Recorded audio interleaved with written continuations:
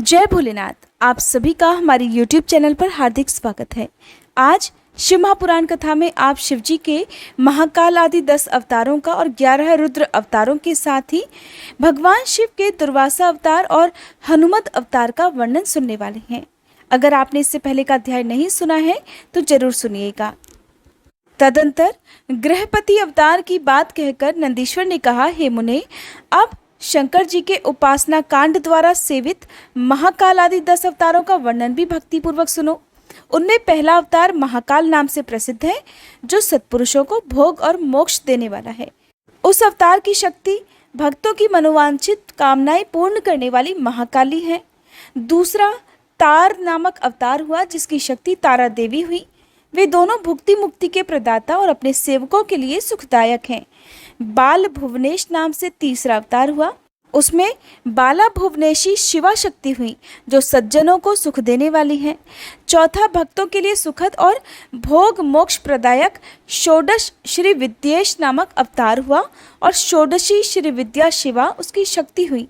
पांचवा अवतार भैरव नाम से प्रसिद्ध हुआ, जो सर्वदा भक्तों की कामनाओं को पूर्ण करने वाला है, और इस अवतार की शक्ति का नाम है भैरवी गिरिजा, जो अपने उपासकों की अभीष्टदायिनी है। छठा शिव अवतार छिन्न मस्तक नाम से कहा जाता है और भक्त कामप्रदा गिरिजा का नाम छिन्नमस्ता है। संपूर्ण मनोरथों के दाता शंभु का सातवां अवतार धूमवान नाम से विख्यात हुआ। उस अवतार में श्रेष्ठ उपासकों की इच्छाएं पूर्ण करने वाली शिवा धूमावती हुई। शिव जी का आठवां सुखदायक अवतार बगलामुख है। उसकी महान शक्ति आनंददायिनी बगलामुखी नाम से विख्यात हुई। नवा शिव अवतार मातंग नाम से जाना जाता है। उस समय सभी इच्छाओं को पूर्ण करने वाली शर्वाणी मातंगी हुई। शंभु के भुक्ति मुक्ति रूप फल प्रदान करने वाले 10वें अवतार का नाम कमल है, जिसमें अपने भक्तों का सर्वथा पालन करने वाली गिरिजा कमला कहलाई। ये ही शिव जी के 10 अवतार हैं। और आपको बता दूं कि गुप्त नवरात्रि के दिनों में इन्हीं 10 महाविद्याओं की पूजा भी की जाती है। ये सब के सब भक्तों तथा सत्पुरुषों के लिए सुखदायक और मोक्ष मोक्ष के प्रदाता हैं। जो लोग भगवान शंकर के इन 10 अवतारों की निर्विकार भाव से सेवा करते हैं, उन्हें ये नित्य नाना प्रकार के सुख प्रदान करते रहते हैं। हे मुने, इस प्रकार मैंने भगवान शंकर के 10 अवतारों का वर्णन भी कर दिया। अब मैं शंकर जी के एकादश श्रेष्ठ अवतारों का वर्णन करता हूँ, उन्हें भी सुनो। उन्हें श्रवण करने से भक्तों के जीवन के सारे दुख दूर हो जाते हैं। पूर्व काल की बात है, एक बार देवराज इंद्र आदि समस्त देवता दैत्यों से पराजित हो गए। तब वे भयभीत होकर अपनी पुरी अमरावती को छोड़कर भाग खड़े हुए। इस प्रकार दैत्यों द्वारा अत्यंत पीड़ित हुए वे सभी देवता कश्यप जी के पास गए। वहां उन्होंने परम व्याकुलता पूर्वक हाथ जोड़कर और मस्तक झुकाकर उनके चरणों में अभिवादन किया और उनका भली भांति स्तवन करके आदर पूर्वक अपने आने का कारण प्रकट किया तथा दैत्यों द्वारा पराजित होने से उत्पन्न हुए अपने सारे दुखों को कह सुनाया। तात तब उनके पिता कश्यप जी देवताओं की उस कष्ट कहानी को सुनकर अधिक दुखी नहीं हुए, क्योंकि उनकी बुद्धि तो शिव जी में आसक्त थी। मुने, उन शांत बुद्धि मुनि ने धैर्य धारण करके देवताओं को आश्वासन दिया और स्वयं परम हर्ष पूर्वक विश्वनाथपुरी काशी को चल पड़े। वहां पहुंचकर उन्होंने गंगा जी के जल में स्नान करके अपना नित्य नियम पूरा किया और फिर आदर पूर्वक उमा सहित सर्वेश्वर भगवान विश्वनाथ की भली भांति पूजा अर्चना की। फिर शंभु के दर्शन के उद्देश्य से एक शिवलिंग की स्थापना करके वे देवताओं के हितार्थ परम प्रसन्नता पूर्वक घोर तपस्या करने लगे। हे मुने, शिव जी के चरण कमलों में आसक्त मन वाले धैर्यशाली मुनिवर कश्यप जी को जब इस प्रकार तपस्या करते हुए बहुत अधिक समय बीत गया, तब सत्पुरुषों के गति स्वरूप भगवान शंकर अपने चरणों में तल्लीन मन वाले कश्यप ऋषि को वर देने के लिए वहां प्रकट हो गए। भक्त वत्सल महेश्वर परम प्रसन्न तो थे ही, अतः वे अपने भक्त मुनिवर कश्यप से बोले, वर मांगो। उन महेश्वर को देखते ही प्रसन्न बुद्धि वाले देवताओं के पिता कश्यप जी हर्षमगन हो गए और हाथ जोड़कर उनके चरणों में नमस्कार करके स्तुति करते हुए यों बोले, महेश्वर, मैं सर्वथा आपकी शरण में हूँ। हे स्वामिन, देवताओं के दुख का विनाश करके मेरी इच्छा पूर्ण कीजिए। देवेश, मैं पुत्रों के दुख से विशेष दुखी हूँ। अतः हे ईश, मुझे सुखी कीजिए, क्योंकि आप तो देवताओं के सहायक हैं। नाथ, महाबली दैत्यों ने देवताओं और यक्षों को पराजित कर दिया है। इसलिए हे शंभो, आप मेरे पुत्र रूप से प्रकट होकर देवताओं के लिए आनंददाता बनिए। नंदीश्वर कहते हैं, हे मुने, कश्यप जी के ऐसा कहने पर सर्वेश्वर भगवान शंकर उनसे तथास्तु ऐसा ही होगा कहकर उनके सामने वही अंतर्ध्यान हो गए। तब कश्यप जी भी महान आनंद के साथ तुरंत ही अपने स्थान को लौट गए। वहां उन्होंने वह सारा वृतांत आदरपूर्वक देवताओं से कह सुनाया। फिर भगवान शंकर अपना वचन सत्य करने के लिए कश्यप द्वारा सुरभि के पेट से 11 रूप धारण करके प्रकट हुए। उस समय महान उत्सव मनाया गया। सारा जगत शिवमय हो गया। कश्यप मुनि के साथ साथ सभी देवता हर्ष विभोर हो गए और उनके नाम रखे गए कपाली, पिंगल, भीम, विरूपाक्ष, विलोहित, शास्ता, अजपाद, अहिर्बुद्धन्य, शंभु, चंड तथा भव। ये 11 रुद्र सुरभि के पुत्र कहलाते हैं। ये सुख के आवास स्थान है तथा देवताओं की कार्य सिद्धि के लिए विशेष रूप से शिव रूप से उत्पन्न हुए। ये कश्यप नंदन वीरवर रुद्र महान बल पराक्रम संपन्न थे और इन्होंने संग्राम में देवताओं की सहायता करके दैत्यों का संहार कर डाला। इन्हीं रुद्रों की कृपा से देवराज इंद्र आदि देवगण दैत्यों को जीतकर निर्भय हो गए।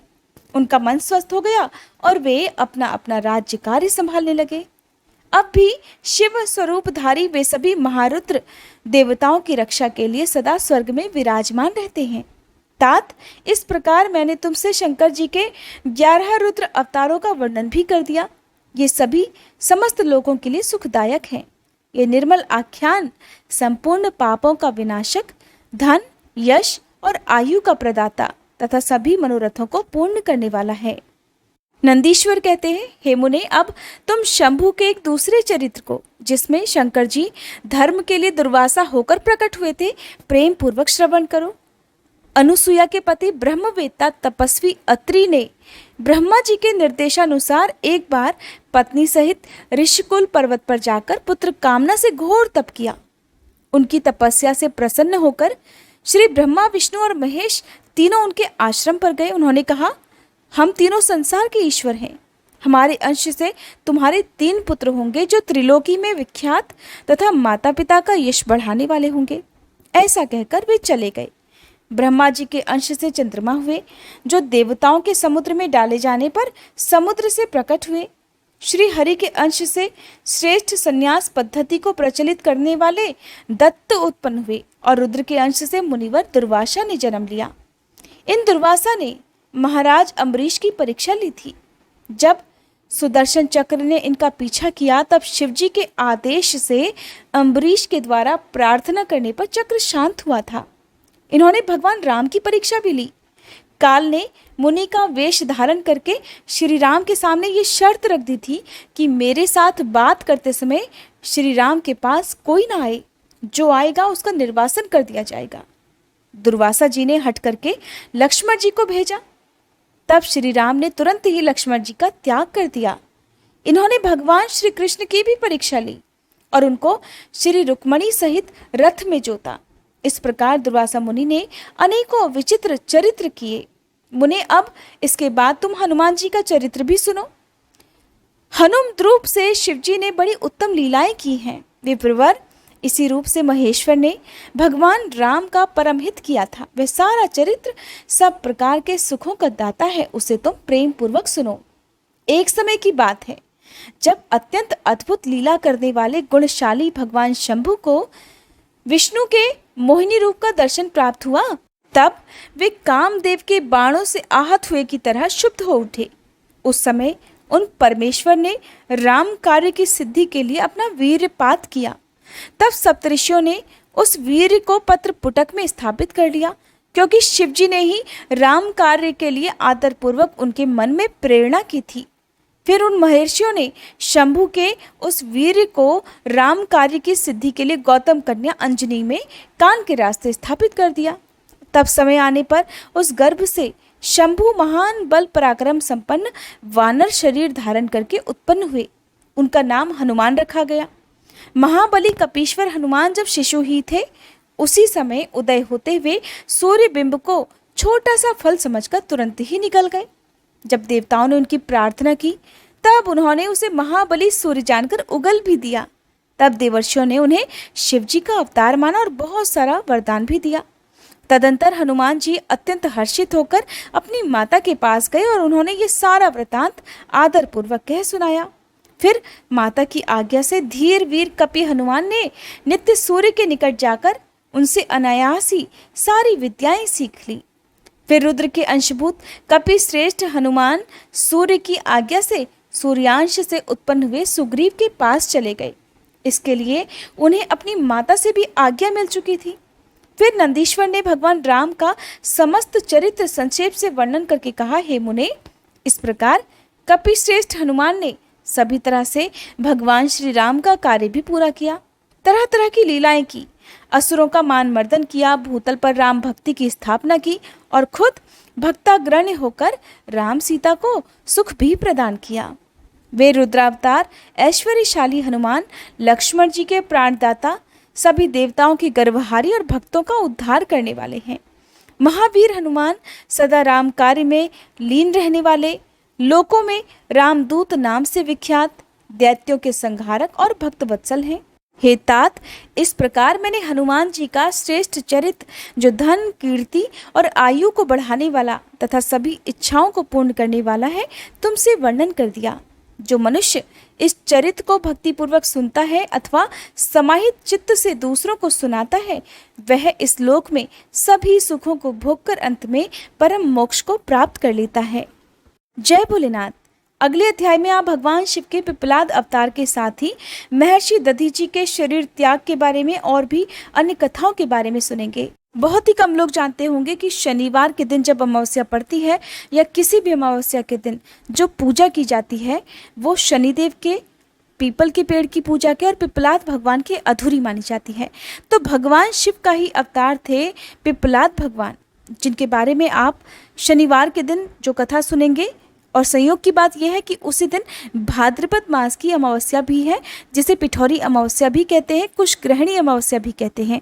आप चाहें तो उस दिन अमावस्या की पूजा विधि के साथ अमावस्या की कथा भी हमारे चैनल पर सुन सकते हैं। जिन्होंने ये कथाएं सुनने के बाद भी आज तक हमारा चैनल सब्सक्राइब नहीं किया है, आपसे अनुरोध है कि प्लीज़ आप हमारे चैनल को अभी सब्सक्राइब करके बेल आइकन प्रेस करना मत भूलिएगा, ताकि हमारे चैनल पर अपलोड होने वाली ये सारी कथाएं आपको सही समय पर मिल सकें।